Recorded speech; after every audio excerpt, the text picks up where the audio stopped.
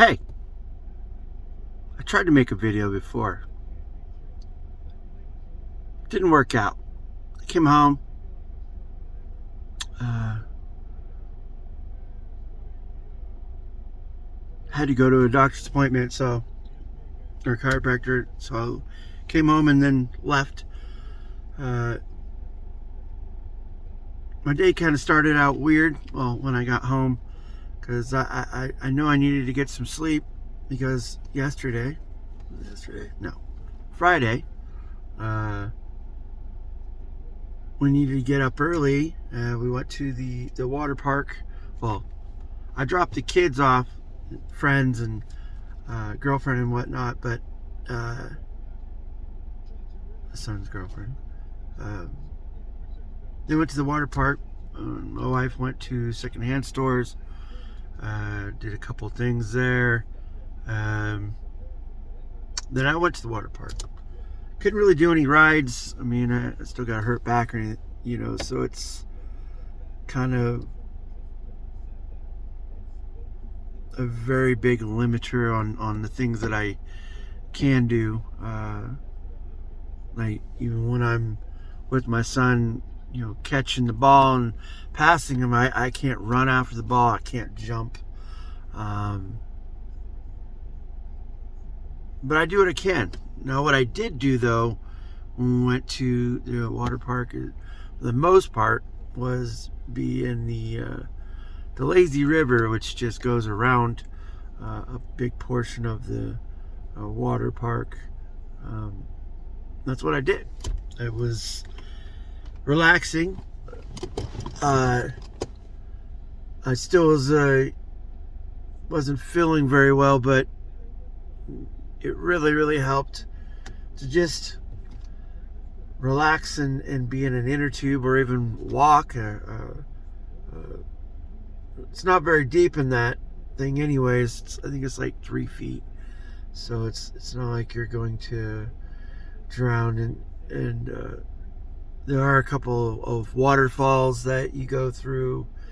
It's a nice park, right? My kids, they went to they had a pass to go pretty much through the whole park because they have a separate park next to it which has rides and games and whatnot. So they went there and they did go-karts and laser tag,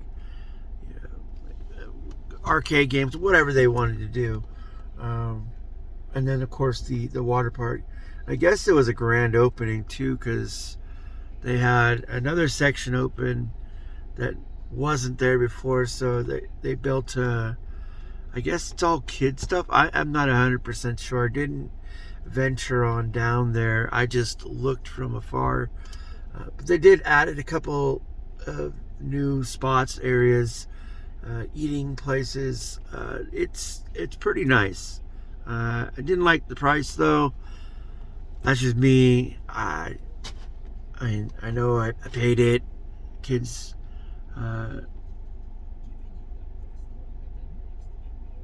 they need that release from school, and of course, school is around the corner. Not only that, my youngest has football coming. On top of that, he still has soccer going on right now. Pretty much just trying to take breaks as much as you can, because at least for me, I'm trying to get him more motivated, and I'm not saying he isn't, but more motivated, so I'm not having to try to overexert myself, or those times where I can't obviously be there when I want to or need to, which is, I think, every time that he can pretty much do drills or basic things by himself and spend that time, because it's very boring. I mean, I don't know if most people understand it. When you're growing up and you have a sport that you like or whatnot, maybe it's something else, but for the most part, practicing is boring. I mean, it's you have to find ways to make it enjoyable, or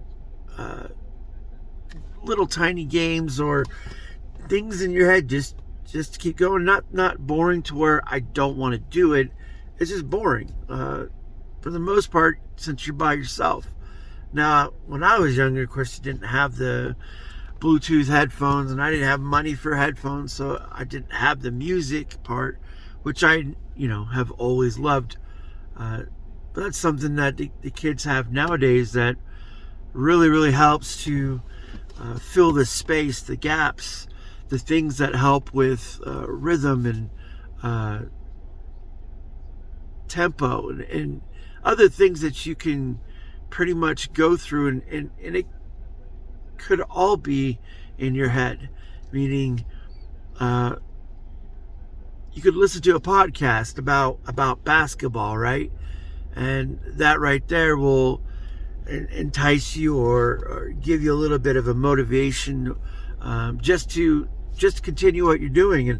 And not only that, since I guess just for my kids' sake, if you watch sports and look at highlights and just kind of try to be a student of the game, you have your imagination, and that's the thing that helps the most, above, I think, most everything. Not this course, the skills wise, because you obviously got to try to be good, but you're able to create this atmosphere around you, or setting, or time that you can't otherwise really, unless you're with a bunch of people, which don't always happen. But when you're practicing by yourself, trying to work on things, everything pretty much is imagination. So it's great to have the phone or tablet or whatever, to have video, or even pictures, whatnot. It really, really helps to put yourself in that mind frame when you're practicing. You just pretty much take advantage of all your resources. And at least for me,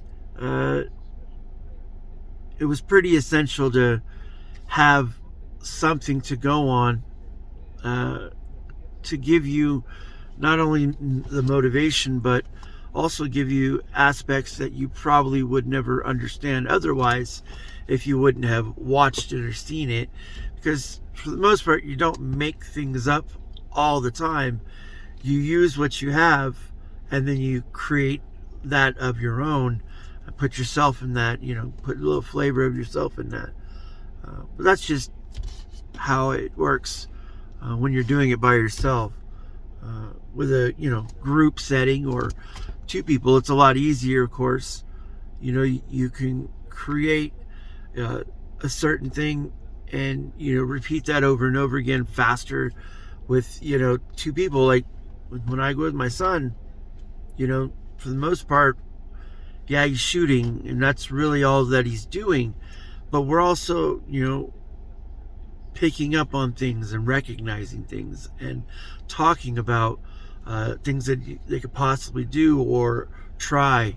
And I think right there, when you're talking to someone, you give them ideas, you bounce things off, and maybe it doesn't all work. Maybe it's not a great plan, but maybe you come up with something better.